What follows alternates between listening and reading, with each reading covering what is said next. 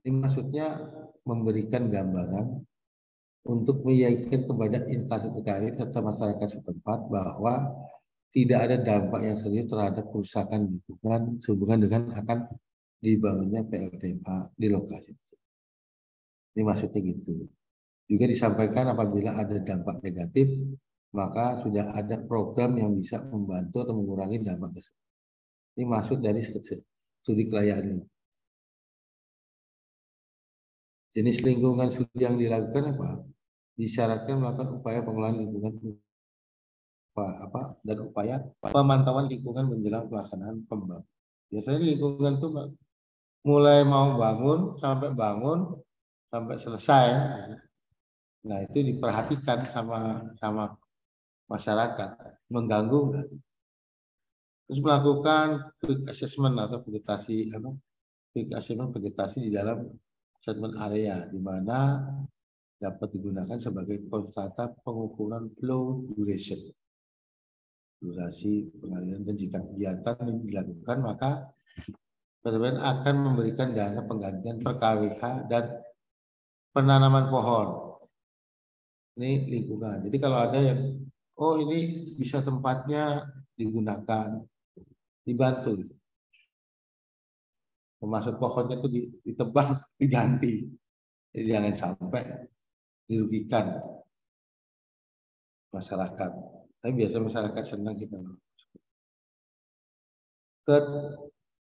Kriteria kelayaan untuk komersial seperti on-grid connected menyampaikan bahwa hasil upaya pengelolaan lingkungan dan upaya pemantauan lingkungan. Jadi UKL dan UPL itu harus jelas.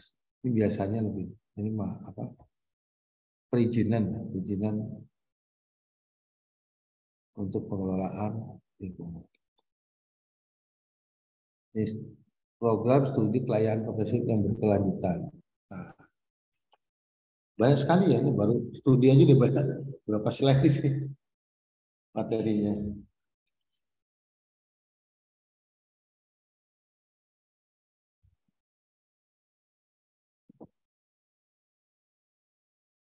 Pedoman studi kelayakan komprehensif berkelanjutan, maksudnya apa tuh?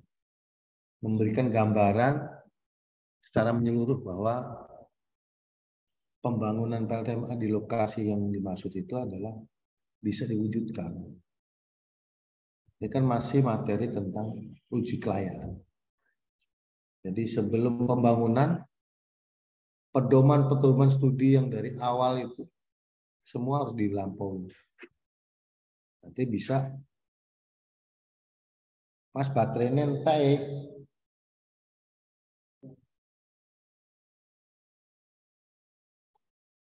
Mas Kak, Mas Anu. Nah, ini dari maksudnya gitu. Kayaknya ini saya kok nggak masuk ya.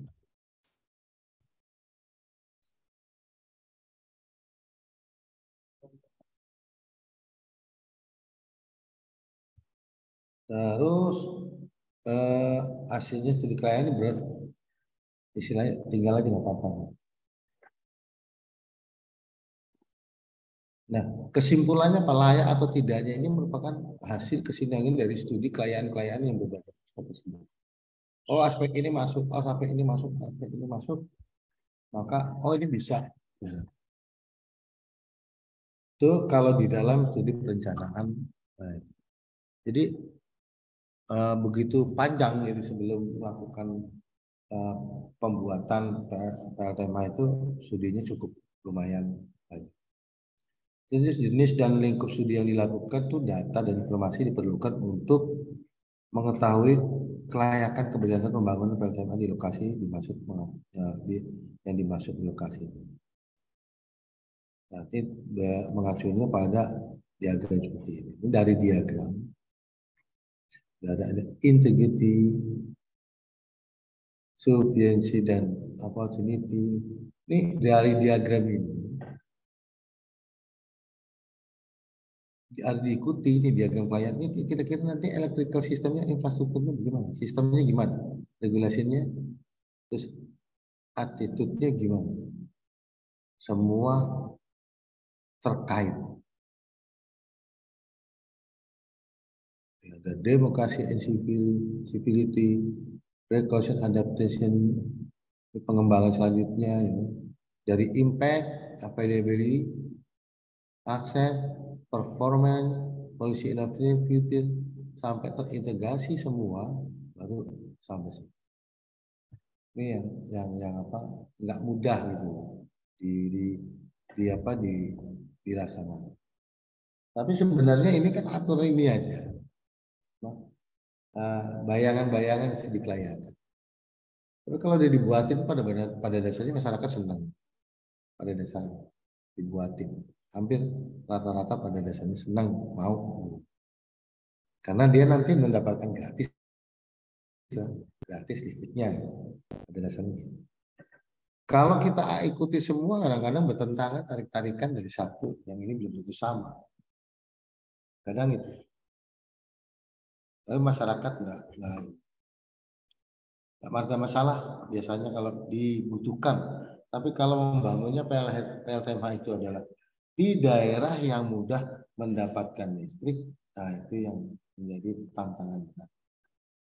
Sehingga sifatnya membuat PLTMH di daerah yang sudah ada listriknya dari PLN, sifatnya hanya penelitian. Jadi seperti itu. Padahal kalau yang bagus kan bisa digunakan. Nah, untuk itu data dan informasi lapangan yang perlu dikumpulkan mencakup data dan informasi tentang pola perilaku masyarakat yang terkait dengan rasa keadilan dan keterbukaan.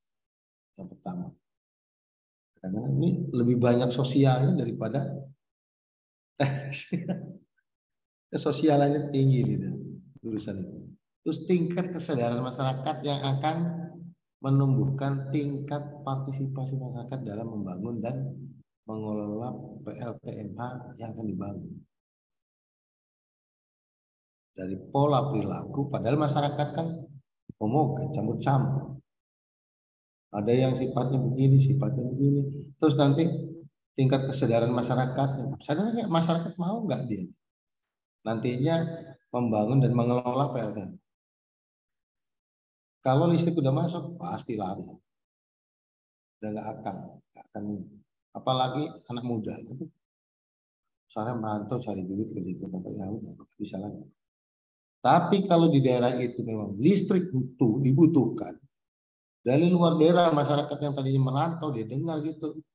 Saya butuh apa bantu apa itu dengan mudah. Kalau orangnya ada biar kampungku terang. Gitu. Tapi memang butuh. Tapi kalau uang apa PLN udah masuk ya udah nggak bakal. Ini memang lebih ke jangkau besar. Terus respon dan permintaan listrik oleh masyarakat di mana PLTMH tersebut akan dibangun. Responnya gimana? Tapi ada juga sebagian butuh responnya, tapi bukan untuk penerangan rumah, kandang, misalkan. Jadi penerangan kandang sapi, dia punya peternakan. Nah itu mereka sangat senang, mendukung sekali kalau untuk bantuan beban untuk di usahanya. Ya.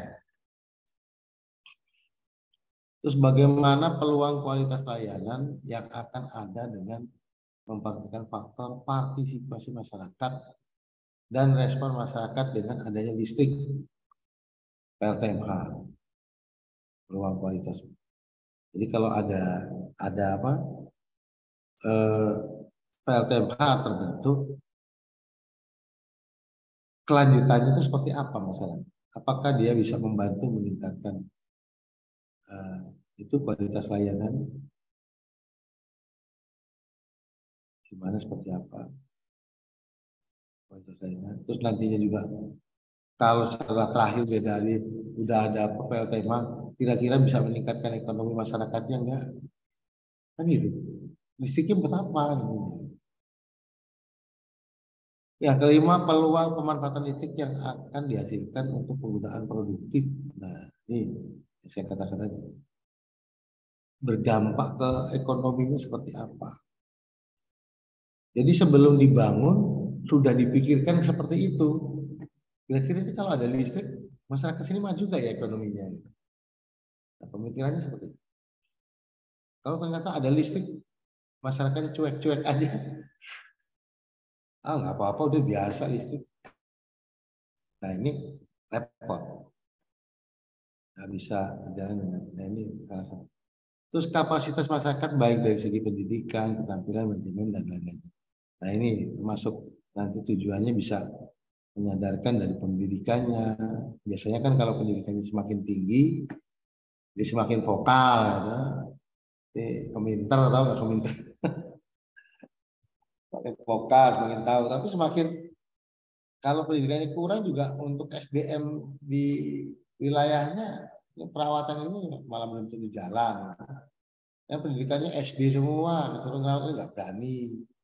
Tapi kalau minimal STM gitu kan, orang banyak STM-nya masih bisa. Ya. Tapi kadang-kadang enggak ya di daerah. Karena sorry ya, kerja di sini, ngurusin gini cuma gratisan ini. Tarik keluar waktu. Ini yang kadang-kadang pendidikan semakin tinggi bukan yang makin pemikirannya lebih maju. Kadang-kadang malah meninggalkan tempatnya. Kalau orang yang baik kan nggak seperti itu. Wah, ini pendidikan yang maju, di sini potensi apa yang bisa dikembangkan untuk membantu masyarakat, untuk meningkatkan perekonomian masyarakat. Dia bekerja dengan baik, usahakan dengan baik, bikin kelompok-kelompok, bikin ya kepemudaan lah ya, kepemudaan maju gitu, hebat. Ini yang paling penting sekali kekompakannya.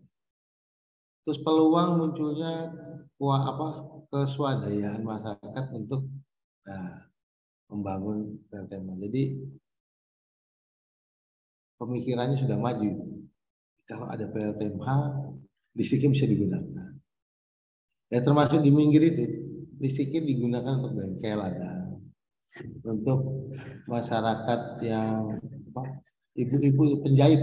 Nah penjahit ada, penjahit di untuk kerajinan alat-alat dari kerajinan kayak tiket, kayak dompet, kayak tas yang dari daun apa itu namanya. Nah itu listriknya dia mengambil dari PLTM Hamingin. Nah ini kalau sudah itu artinya kesadaran dari masyarakatnya udah tinggi. Dan bayarnya juga murah, cuma berapa? Angsurannya kalau nggak salah 12.000 per bulan. 12.000 itu udah termasuk pakai sepuasnya. Puasnya pakai. Istilahnya sepuasnya dalam arti bebanmu di rumah itu seberapa gitu. Bisa dimaksimalkan.